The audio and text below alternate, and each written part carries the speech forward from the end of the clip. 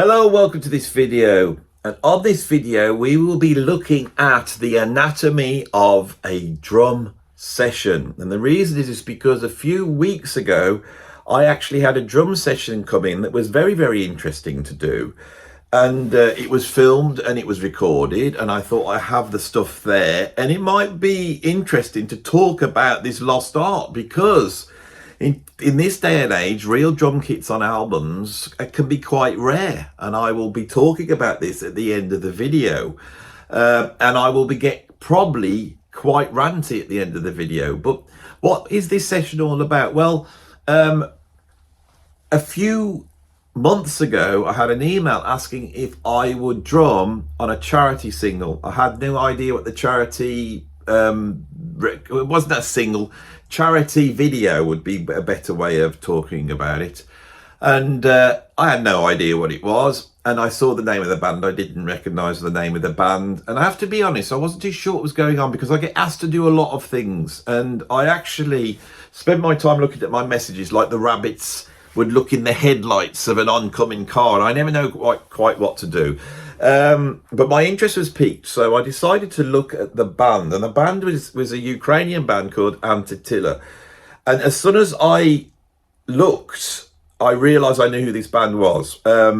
This band had made a record, I believe, with Zelensky, and this was a big band, millions of views on the internet, and they obviously been around for a while but got very involved in the Russian-Ukrainian war. I then had a few messages from other drummers who'd been asked to do it, and I was quite shocked to find that the legendary Charlie Morgan, who is one of my favourite drummers with Kate Bush, he's drummed with Elton John, he's drummed with absolutely everybody, and British people, he wrote and performed the theme to The Bill. Get the bomb. So Charlie messaged me and we had a chat, and I thought, oh my God, this is going to be serious. If he's on it, he's a proper drummer. Anyway, so I decided I was going to do it. I looked into the charity. Now, obviously with this video, there is a component here where I want you to put your hands in your pockets and donate to this charity. What they have done is they have set up support for the kids who have had their parents killed in the Ukrainian war. Now, I think whatever side you're on or whatever your politics are, I think that's a worthy cause, however you look at it. And I was very, very pleased to support this. I was very, very pleased to support the band. And I was very, very pleased to be able to offer my, audience here to maybe, donate to this charity. This is a political video, it's a political post, but I actually don't want to focus on that here. I want to focus on the session itself, because the thing about this was, it wasn't just doing a drum session. The outcome had to contain video, and when it contains video, it means you've got to really play. And so I decided that the only way to do this would be to do it in one take. And at the end of this video, I will go through the sort of thinking, the considerations and the process that me and Rob Grokut, who produced my drumming for this video, and he produced the video as well, went through. So what you're about to see now will be some footage from the actual session itself with me and Rob having a bit of banter. Then you will see the recording of the drums with no track. Then you're going to see the recording of my drum part with my track. And then you're going to see in the finished video. So you're going to be able to track this through if this is interesting to you. And you're going to be able to see how my take fitted into the overall take and how it fitted in with all these other incredible drummers. So, I hope you enjoy this. And then when I see you at the end, I will get into the thinking behind this.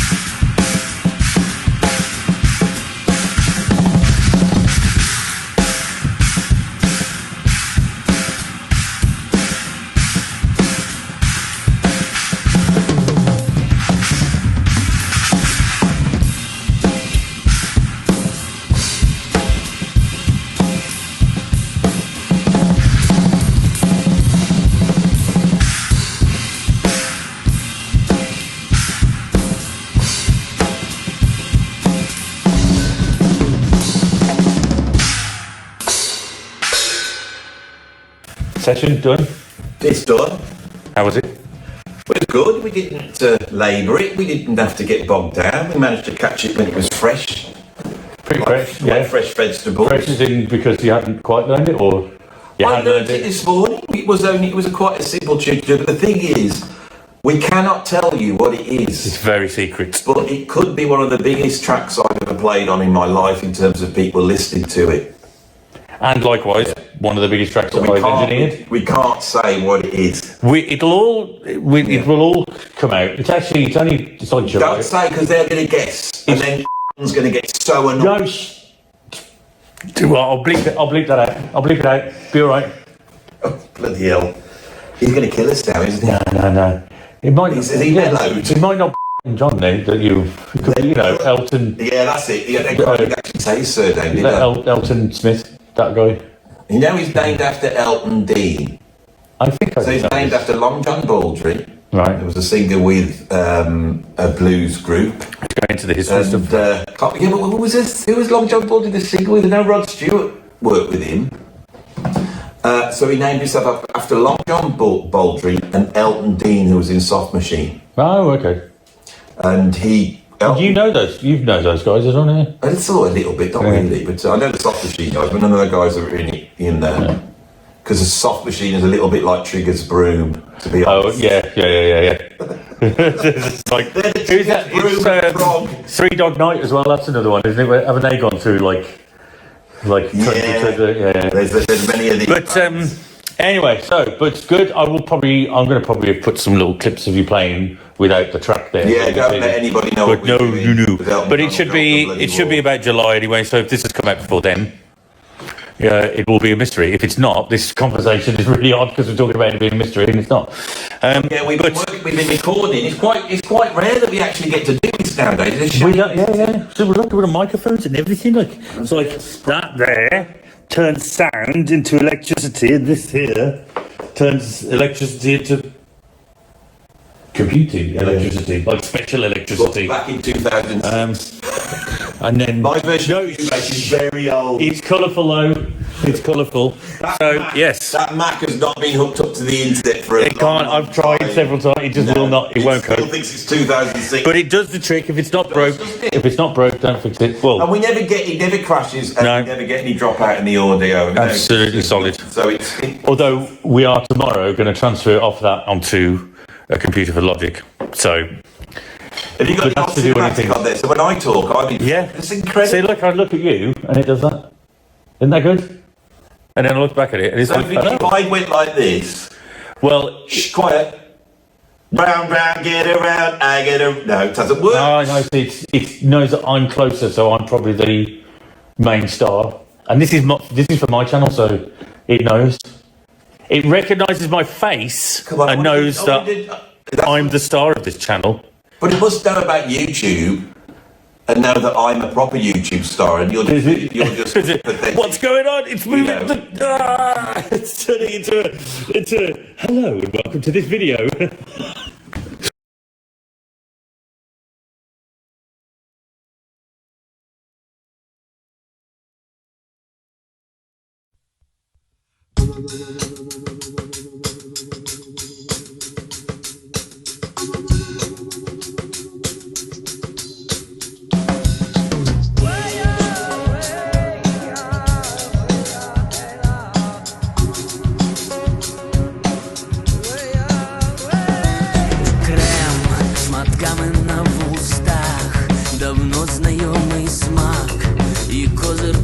Страх, вистава для невдах, дає ще ти хижак, і ніби влада ти, вона в твоїх руках.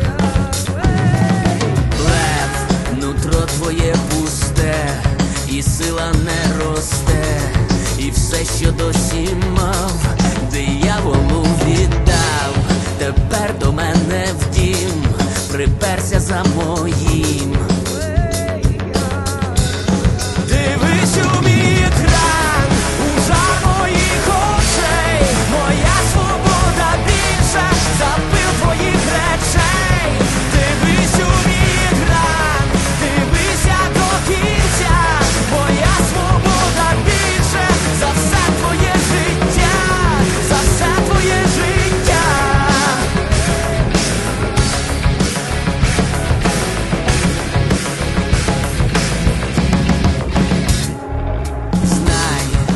сам пізнав цей світ від голови до ніг. Отруту перемог я пив до дна, як Бог, а далі знов від дна я виринав у бій без будь-яких надій. Знай, коли ти рвав собі на суші і воді, я вірив і любив, наскільки було сил, на зло усім вітрам, не зрадив ні на грам, за те, що вірив сам. Дивись у мій екран, у жар моїх очей, моя свобода більша за пил твоїх речей. Дивись у мій екран, дивися до кінця, моя свобода більша за все твоє життя. Падати розбитим склом, то лиш до її долонь. Якщо в полон, то лише до неї в льон. Мій Вавилон під білим прапором. Падати розбитим склом, то лиш до її долонь. Якщо в полон, то лише до неї в льон. Мій Вавилон під білим прапором, не перед тобою. Дивись у мій екран, у жар моїх очей, моя свобода більша за пил твоїх речей.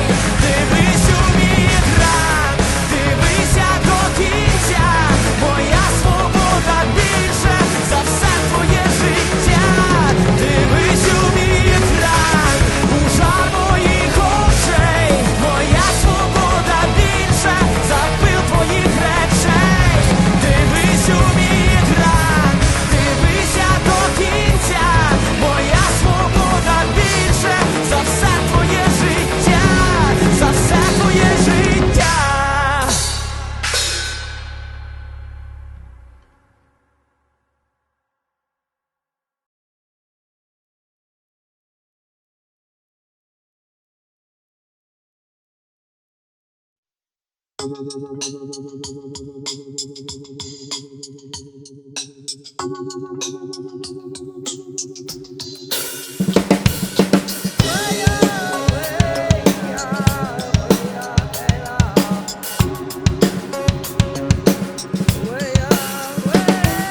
Крем з матками на вустах, давно знайомий смак, і козир твій це страх, вистава для невдах, дає, що ти хижак, і ніби влада ти, вона в твоїх руках. Блеф, нутро твоє пусте, і сила не росте, і все, що досі мав, дияволу віддав. Тепер до мене в дім приперся за моїм. Дивись у мій екран, у жар моїх очей, моя свобода більша за пил твоїх речей. Дивись у мій екран, дивися до кінця, моя свобода більша за все твоє життя, за все твоє життя.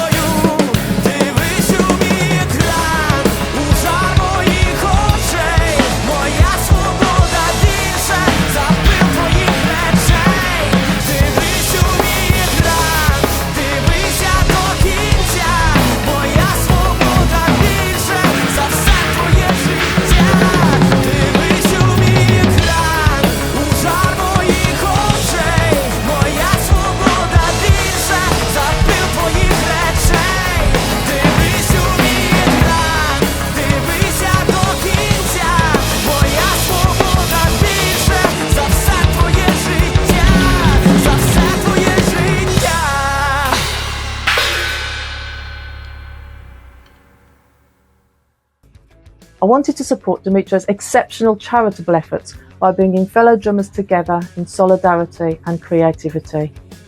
Special thanks to all participating drummers for their energy and enthusiasm. We truly appreciate your skill and time in this project.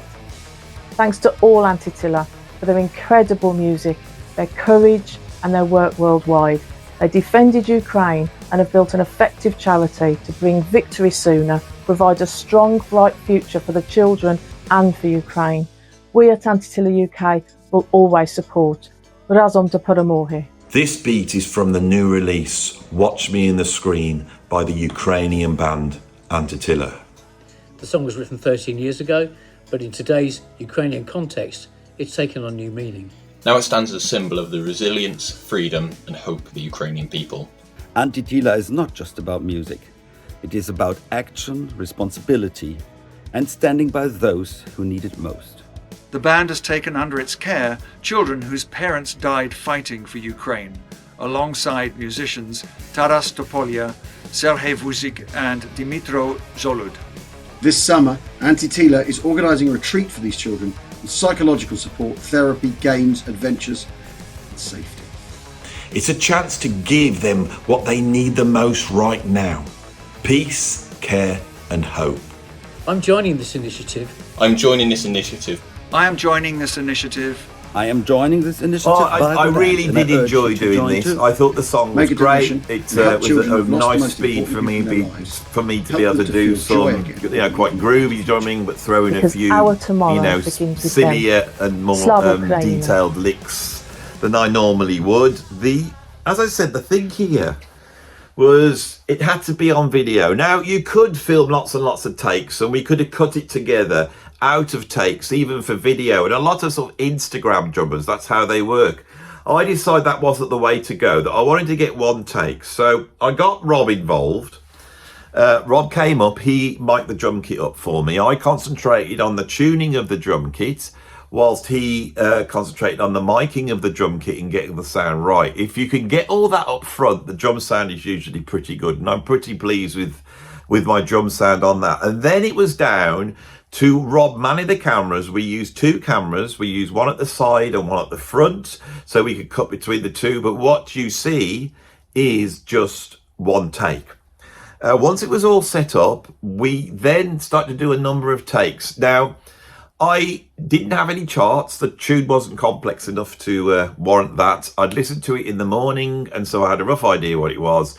When I arrived, I hadn't got any drum parts worked out, but I started jamming it through. I think I played it through once, and I'm very I really want to be able to, on a session, capture that moment which is somewhere between feel and having it nailed. Usually when you've got it nailed and you've got every little bit worked out, the feel's gone. You can only hold on to that feel, not just the feeling of groove and playing. I can do that on every single take. It's more the feeling of discovery, that thing when you go, oh, I'm out of control now and I'm flying a little bit.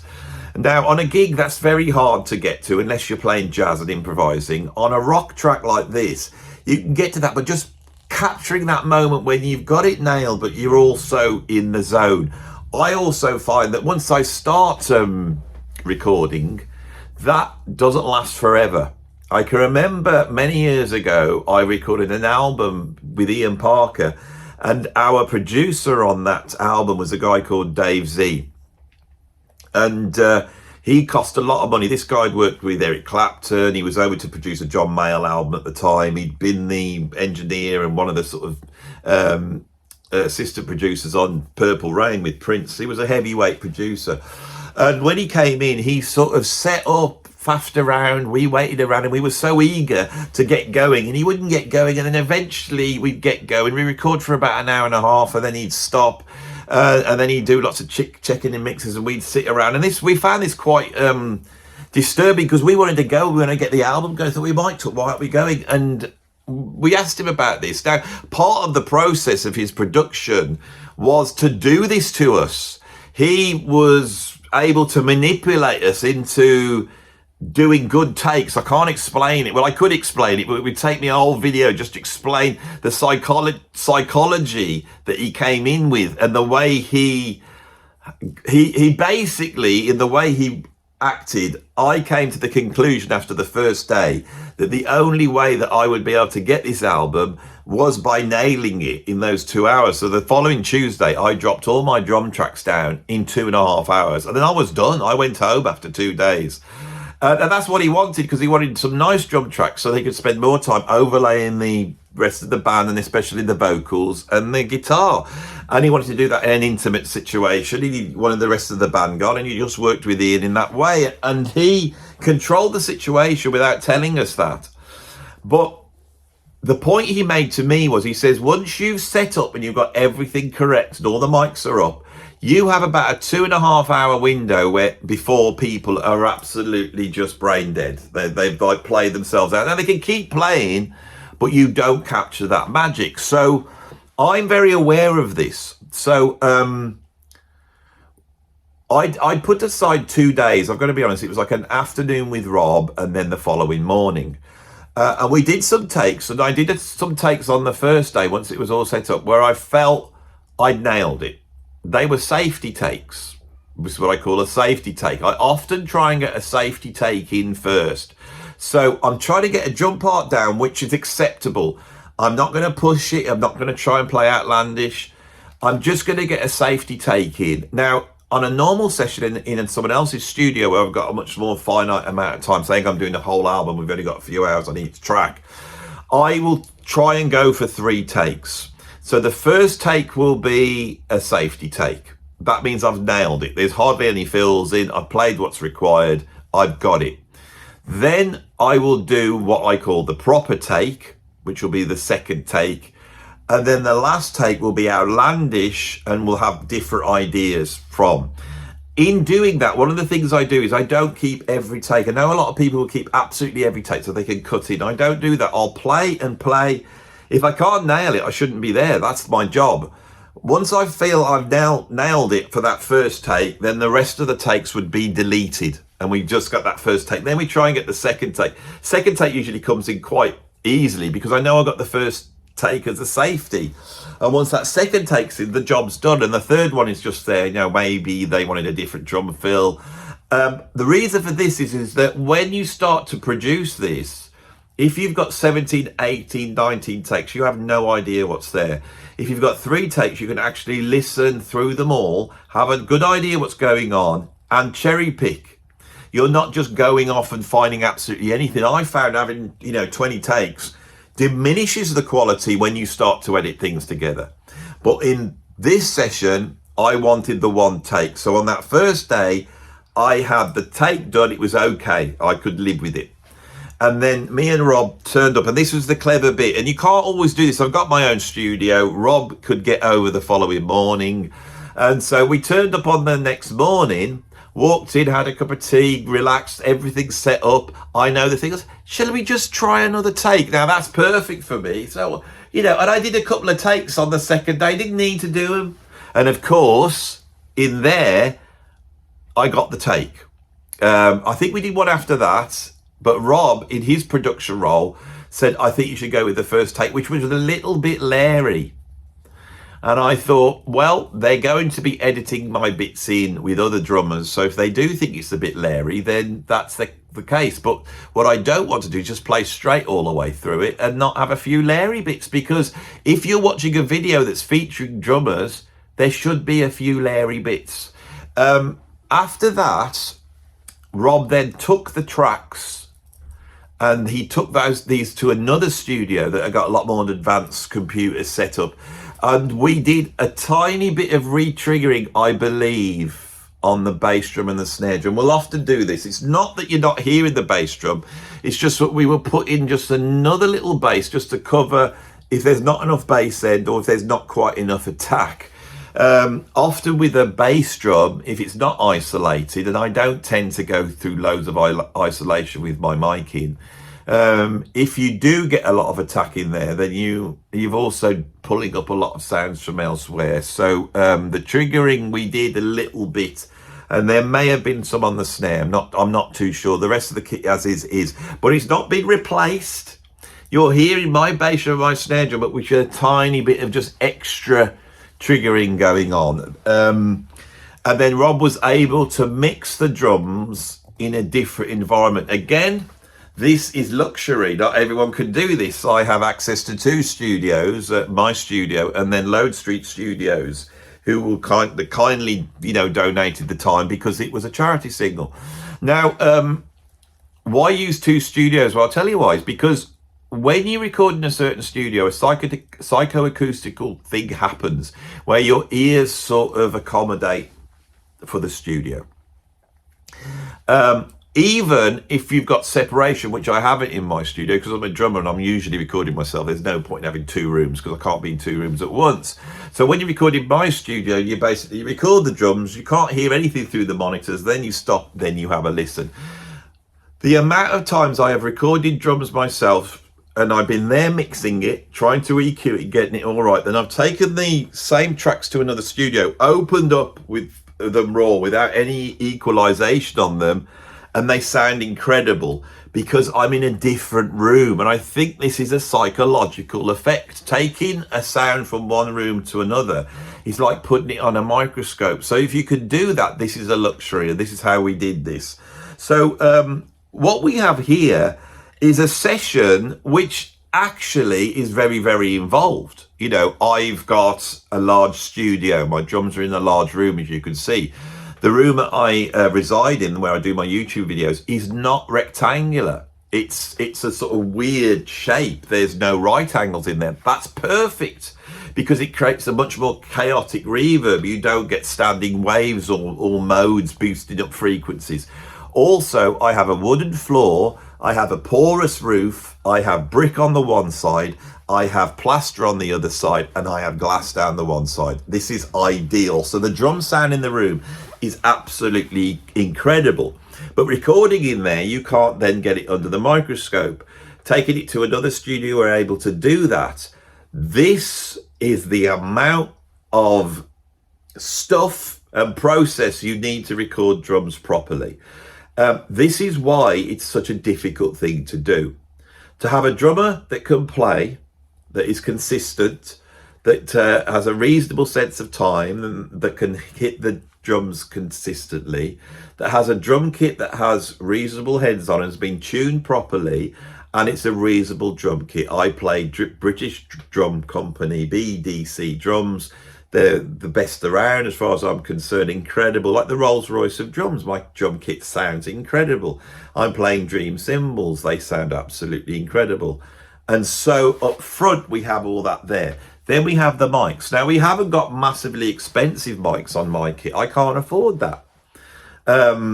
If you were to go down to, say, Real World or Rockfield or any of, like Abbey Road, any of the big studios in the United Kingdom and record in there, you might find that you've got £30,000-40,000 worth of mics. But more than that, these mics have survived in that studio because they're great. So you imagine having a studio like Rockfield where you've had everyone from Neil Peart to Phil Collins, to Oasis have been going through that. And when they bring out those 3 mics to put on your bass drum, those mics have stood the test of time with all those drummers. And that is an incredibly unique thing, right? That used to exist in the industry. Well, it still exists. I used to tell my students, I said, if you could scrape together 500 quid, you're probably going to get a full day in Rockfield or Real World. If you do a deal with them, and you're not a signed band, they could well put you in there.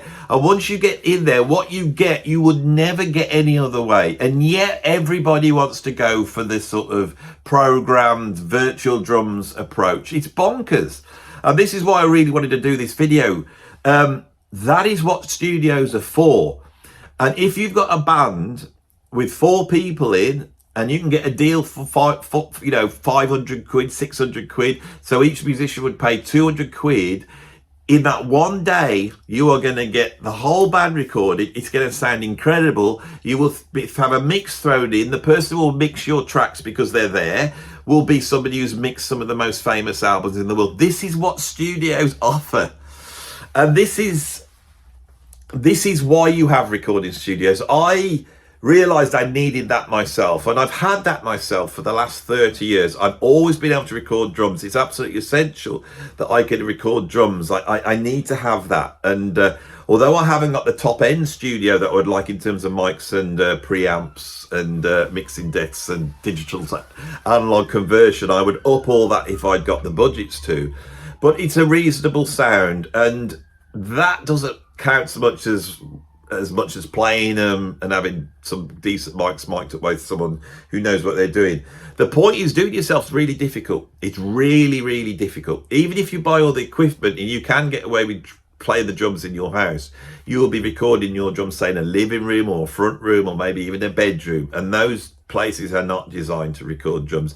You need a bit of air, you need a bit of space. So this has become a lost art. What you just saw was a lost art. Now you might say, yeah, but my favourite bands, when I buy a CD, they are doing this. Well, they're not. So often now, including some of the biggest bands in the world, when they record drums, to get around all this faff, they will record an electric drum kit, right? Some people, naming no names, Dave Grohl, have done things like have an electric drum kit, recorded the cymbals separately to the drums so there's no bleed. They have gone through all these processes, which for me pull out the thing that makes the drums so great. But aesthetically, as time has gone on, that has also withered away. People would rather have a drum sound which is very perfect and precise and emulates the drum machine. And so we have allowed through this idea that the drums should be, you know, quantized and re-triggered. Now, I've spoken at this at length, and I don't want to, on this video, get bogged down into just talking about, you know, drum replacement and, you know, beat detective and the quantization of stretching and all that sort of stuff. Nowadays, it is very easy to make what sounds like real drums exist on an album without having to go through the faff of dealing with the real drummer, with the real room, with mics, with tons of expensive equipment, with volume upsetting the neighbours, and with an engineer who knows how to coordinate all that stuff so it comes out sort of okay. What you've seen here is this at an incredible level. And the producers that have worked at ANTYTILA's end of this is quite amazing in the way they've been able to stitch those disparate drummers together. And I would like to just say, well done, chaps, and it's an honour to play with you. I don't know all the drummers on there, but they're all great players. Special mention for Charlie Morgan, and of course the great Al Murray, who in the UK is known as the pub landlord. But he's also a great drummer, you know, great feel, and I like his attitude, the way he stared straight into that camera in quite an authoritative and quite scary way. I was impressed with that. I will do that the next time I have to do this, because I like the way he did that. So we've got to the end of this little video for you. I hope you enjoyed it. Now, of course, the links are all in this video, right? The whole links, go and check it all out. Go and check out the original band. Go and check out what's going on. And if you feel inclined to, you know, pop some money in to help kids who are probably apolitical, little kids whose parents have gone to war and are no longer there, then please, you know, this is why we've done it. I support it, and I would support a charity on the other side as well. These wars that are going along are awful. I don't want to get into here what is right or wrong, but in the end, it's always the kids that suffer the worst, and they're the ones that are involved in the politics the least. Let's all just put our hands together and pray that this period of, you know, upset, violence and war that we're going through at the moment comes to an end as soon as it possibly can, and human beings can find their way back to something that's a little bit more civilized. So thanks for doing that. Again, I'm going to say it one more time. Jump on, make a donation, share this video, get behind the cause, celebrate the drumming, celebrate the music. And I hope for drummers, it gave you a little bit of idea of what I do, and you picked up a few tips, you know, maybe about how to do a session, you know, maybe. And if you're not a drummer, I hope that illustrated that this is not as simple as you think. It just isn't. And the actual drumming bit is almost like one of the easiest bits. The commitment of a good drum part on a record is bloody difficult. If you like this video, please put a like on it. If you want to see some more stuff like this, please subscribe and you'll see some more. If you want to support me, I have a Patreon. You can become a free member or a paid up member. I have the membership here where you get to see stuff early, and I have a PayPal tip jar. They're the main ways you can support me. And then in the background, I have my Bandcamp where you can become a subscriber and get a whole ton of free. Well, it's not free, but it's the cost. For the cost of one album, you get like 50 downloads or streaming of my albums. If you like the music I make, that is. If you don't, it would be pointless. Or you could go and join my Substack where we've got loads of free podcasts and loads of essays that you can pay a little bit of a monthly fee to go through. I also am exploring another online avenue that hasn't existed before. I've just found out about it. I'm testing it out at the moment. If this seems to work, I think it will be a game changer for people who are making music that is a bit left field, is a bit not the mainstream. So keep watching for that as well. I would love to come on here and impart my knowledge about the music industry, right? Those videos don't do so well. People aren't, this channel's not known for that. If you are a musician and you want more of that, you've got to support me in it and share the videos and get other musicians watching it, and then I will do more of those. And it really is something I would like to do, because I do believe there is a way for musicians to find new avenues that are far more creative and far more rewarding than what we had in the old system. You know, everyone moans about, you know, digital downloading and streaming and Spotify, but actually I think it's the best it's ever been for creative people. But you have to change what your goals are. And if you want to play real drums, then you play real drums. And if you want to be able to record real drums, then I can advise you, and you can do it, even if it does mean you've got to do it in your bedroom and only then when everyone's at work and all that sort of stuff. Right, I'm done. Thanks for watching. I'll see you on the next one.